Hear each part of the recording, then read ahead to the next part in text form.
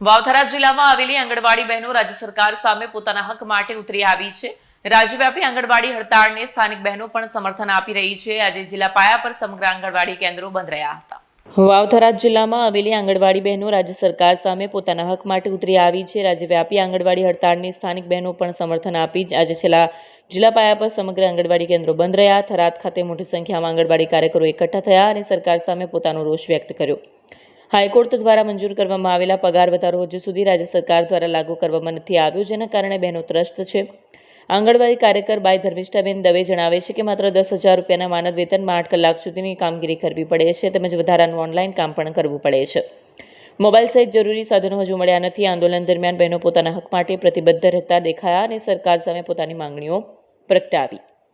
Video journalist પ્રકાશ સુથાર સાથે Satya TV news Tharad. આજે થરાદ જિલ્લા ખાતે અમે આંગણવાડી કર્મચારી સભા ગુજરાત દ્વારા અહીંયા આજે રાષ્ટ્રવ્યાપી હડતાલને સમર્થન કરી અને આંગણવાડી કાર્યકર અને હેલ્પરો દરેક અહીંયા આજે ભેગા થયા છીએ અને અમારા પડતર પ્રશ્નોને લઈને અહીં આજે અમે આવ્યા છીએ કે નામદાર હાઈકોર્ટે જે ચુકાદો અમારો આપ્યો છે 24,800 અને હેલ્પરનો 20,500 જે હજી સુધી સરકાર દ્વારા કોઈ નિર્ણય લેવામાં આવ્યો નથી અને આગામી જે 16 તારીખે બજેટ ગુજરાતનું જાહેર થવાનું છે એમાં અમારું કોઈ પણ જાહેરાત કરવામાં નહીં આવે। તો અત્યારે તો અમે આટલા જ છીએ, પણ આગળ જતાં અમારો વધારે પ્રમાણમાં બહેનો ભેગી થઈ અને અમે સદંતર અમારી કામગીરી બંધ કરી અને હડતાલ ઉપર બેસી જઈશું। અમારી જે માંગો છે આજ સુધી 2022થી જે મોબાઈલ વર્ષો જૂના આપવામાં આવ્યા છે ને ઓનલાઈન કામગીરી રોજની રોજ વધતી જાય છે। FRS AVT નવું આયા જ કરે છે, તો આ બધું અમે અમારા ઘરના ફોનમાં કેટલું કામ કરીએ અને એ કામ કરવામાં જે સરકારનો આદેશ છે કે પોષણ અને પૂર્વ પ્રાથમિક શિક્ષણ એ બાળકને અમે આપી જ નથી શકતા બિલકુલ, જે એના ઉપર અમે ધ્યાન જ નથી આપી શકતા। 24 કલાક બસ મોબાઈલમાં FRS ફોટો લો, આનો ફોટો લો બસ આ જ કરી રહ્યા છીએ। અત્યારે હાલ અમે અમારા બાળકો પ્રત્યે અમે કોઈ કામ કરી શકતા નથી અને સરકારશ્રીને વિનંતી છે કે હવે આ બહેનોને તમે કેટલું હેરાન કરશો, માટે કરી અને આ બધું વધારાની કામગીરી જે છે હાઈકોર્ટનો ચુકાદો છે કે આંગણવાડી કાર્યકરો જોડે કોઈ પણ વધારાની કામગીરી કરાવવાની છે જ નહીં, છતાં પણ કાયમ રોજ નવી વધારાની કામગીરીઓ આવી રહી છે અને સરકાર કરાવી રહી છે।